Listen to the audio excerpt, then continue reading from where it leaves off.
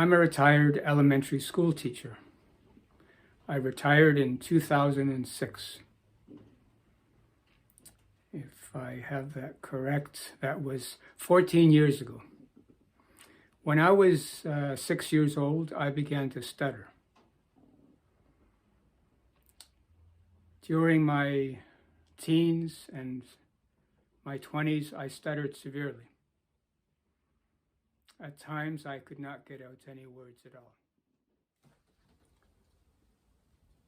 So in my case, I chose to find a treatment program that would enable me to deal with stuttering. Given my interest, I'm very much impressed with a website and a network called PREVNet. That's PREVNet. The PREVNet website, PREVNet stands for Promoting Relationships and Eliminating Violence Network. It was founded by Deborah Pepler of York University and Wendy Craig of Queen's University. This website or this network was set up in 2006. So I strongly recommend, if you have an interest in bullying, especially in evidence-based overviews of bullying, what it is, how to address it, all kinds of information, I strongly recommend PREVNet.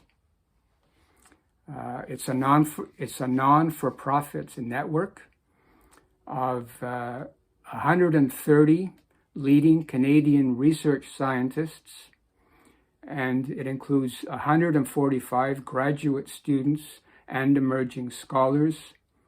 It includes 30 universities and 62 national youth-serving organizations. And among the topics that you will find at the website is an overview of PREVNet, a discussion of what bullying is and what we can do about it.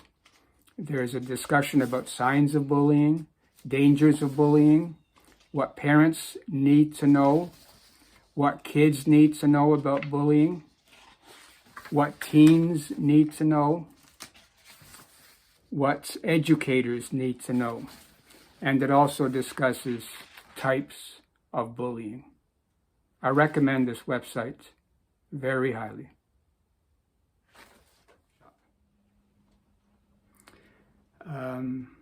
A widely used definition, which I subscribe to, it defines bullying as a relationship problem.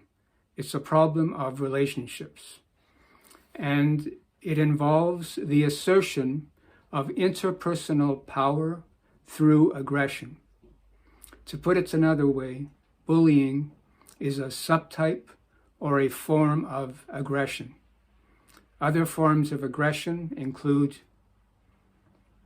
things like harassment, intimidation, violence in a wide variety of forms, both verbal violence and physical violence and social violence.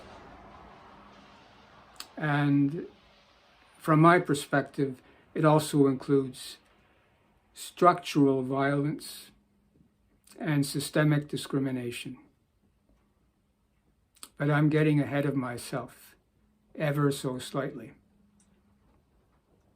So we can say that it's a problem of relationships.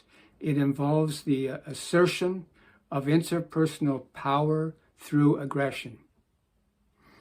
And also in the standard definition, bullying involves negative physical or verbal action that has hostile intent. It also causes distress to the victims of bullying. and it is repeated over time, and it involves a power differential between bullies and their victims. Now, that definition has been qualified by some observers, including Marilyn Langevin from the University of Alberta, who developed a school-based and classroom-based anti-bullying program. She has noted that on some occasions, a single instance of bullying can have a tremendously negative impact on a person's life. So we don't always need to say, according to Marilyn Langevin and others, we don't always need to say that bullying is always something that is repeated.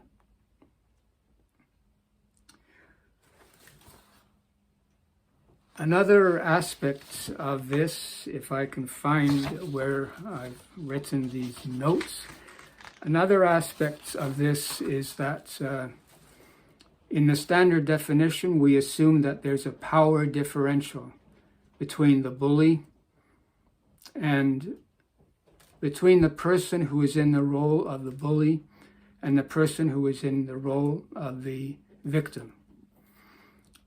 So in the standard definition, the bully has more power, is maybe larger, is physically stronger, or in some way is more powerful than the person toward whom the bullying is being directed. And what Marilyn Langevin and others have pointed out is that sometimes bullying can occur where there is no evidence power differential. And sometimes this is especially evident in cyberbullying, where there's no definite or clear distinction between the person who bullies and the person who is bullied. I can just say a few words about my own situation. When I was younger, I stuttered severely, as I've mentioned. I was never teased or bullied to any great extent. I was never bullied, for example, because of the fact I stuttered. And among the reasons might be that I had plenty of friends. I had a way with words, even though I stuttered. If someone said something nasty to me, I was quite capable of using my command of language to respond in a way that would set things right for me.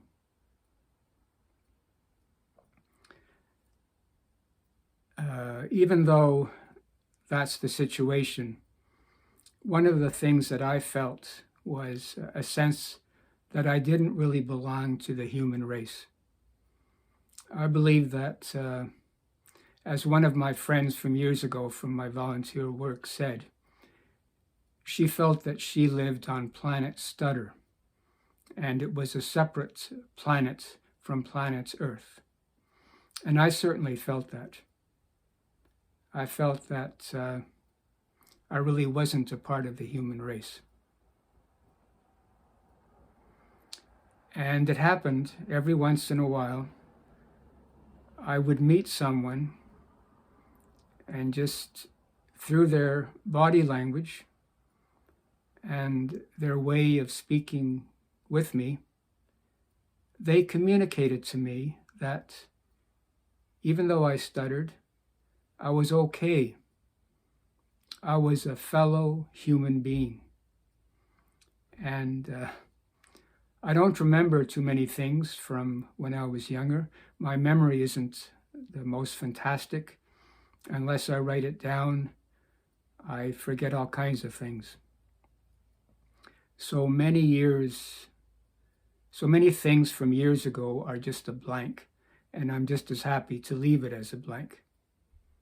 But I do remember those times when someone communicated to me that I was okay, and I am indeed a full-fledged member of the human race.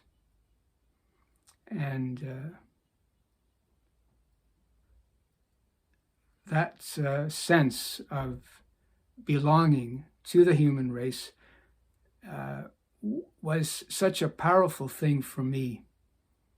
And I really appreciate that a number of people, just in the course of speaking with me, made it a point to welcome me into the human race. And that to me is a form of compassion. It's a form of empathy. And it just underlines that sometimes the smallest things that we do out of kindness can have a lasting, positive, lifelong impact. I am so thankful for those people who let me know that even though I stuttered, I still belonged.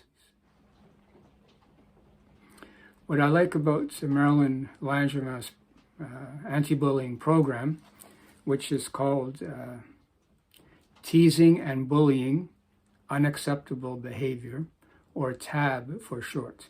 What I like about her program is that it was developed over a period of several years.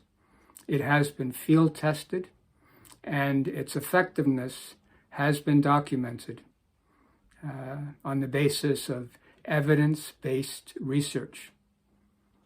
It's not simply a program where someone introduces something and then asks a few people what they think and then decides, well, this is a fantastic program.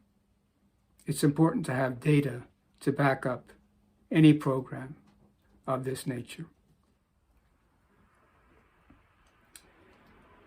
There's been extensive research about how often children are bullied in schools.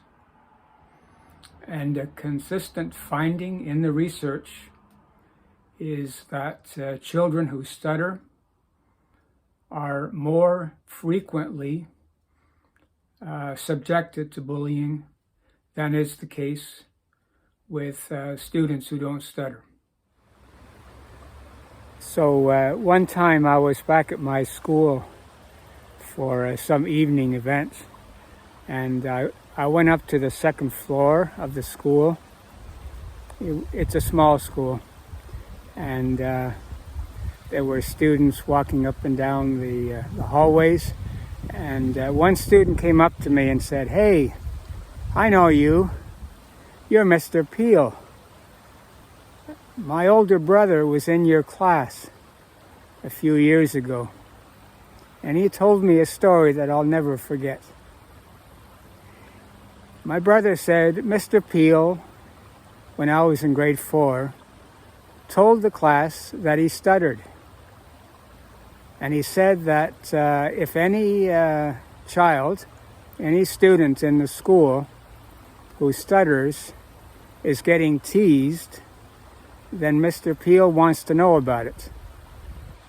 Because if Mr. Peel hears that some kid who stutters is being teased, Mr. Peel will get mad."